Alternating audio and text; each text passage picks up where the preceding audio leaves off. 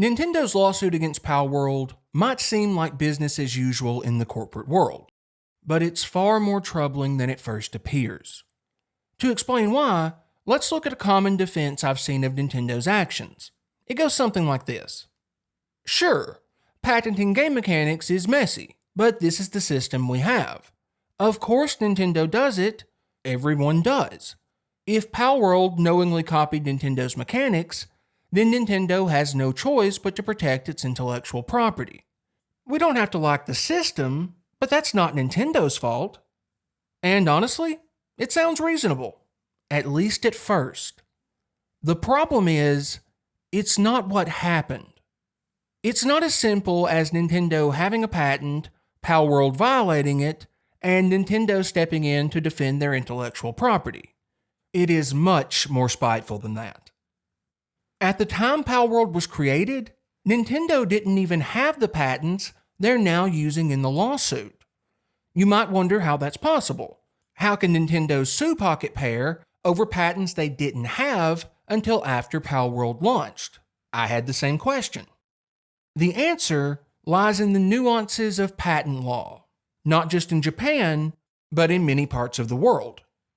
The patents Nintendo is asserting are what's known as divisionals, essentially new patents that are carved out of an older application. So, without boring you to tears, I'll quickly explain. In a patent application, the only part that really matters legally is the claims. These define exactly what the patent protects. The rest of the document supports the claims with detailed explanations and diagrams of how the invention works. But here's the thing. Sometimes, a patent application includes details that could support more than one invention. If the patent office agrees, they will take part of the original application and make a new application called a divisional. It's just parts of an older application used to make a new one for a separate invention. And here's the important part for Nintendo. This new divisional patent gets the filing date of the original application. So even though Nintendo didn't get these patents until 2024, they are recognized as the legal inventor as of December 2021. Now, there's nothing shady or even uncommon about divisional patents per se. They are an ordinary part of patent law in most countries. But what Nintendo did here is absolutely not typical for the gaming industry. They didn't already have a relevant patent and then defend it when Palworld stepped on their toes.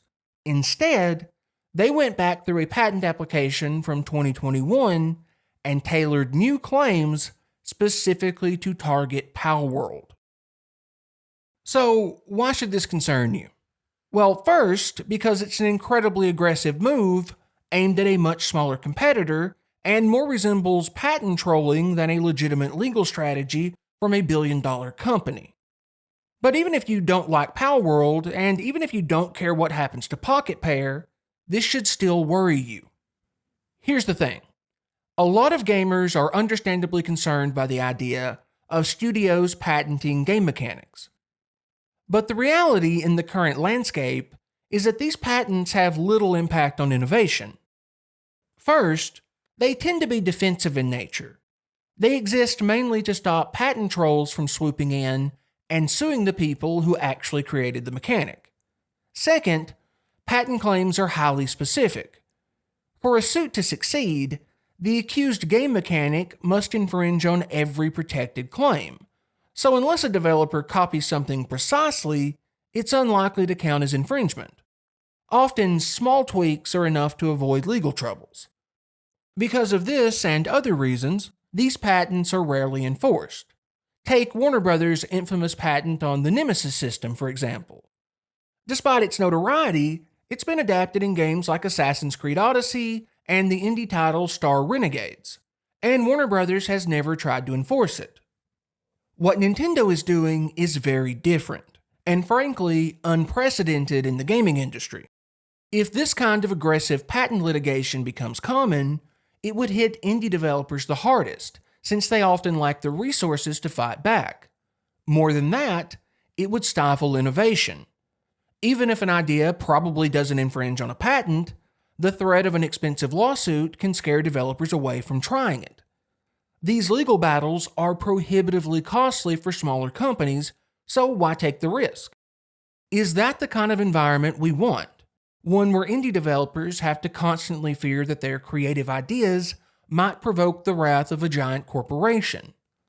How many great concepts could be scrapped simply because the risk of an expensive lawsuit is too high? And what about financing? Indie studios already face huge challenges securing investment.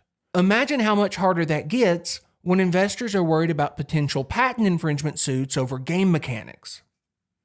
Pocket Pair is only able to defend itself because of Palworld's overwhelming success. But most indie games don't break through like this, and their developers could never afford to take on a company like Nintendo. So regardless of how you feel about Palworld, if you care about the long-term health of the gaming industry, you should want Pocket Pair to win this fight. Now, I get that it's hard for a lot of people to see Nintendo as the bad guys. And honestly, I understand why. Like many of you, Nintendo shaped my childhood.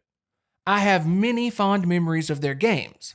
Super Mario Bros. Was the first game I ever played, and the NES was the first console I ever owned. I spent more hours with Zelda than I can estimate. When the Super Nintendo came out, I was all in. I was a die-hard Nintendo fanboy. One of my most vivid memories in gaming is from the N64 era, waiting in line for a gold edition of Ocarina of Time, which remains one of my favorite games of all time to this day.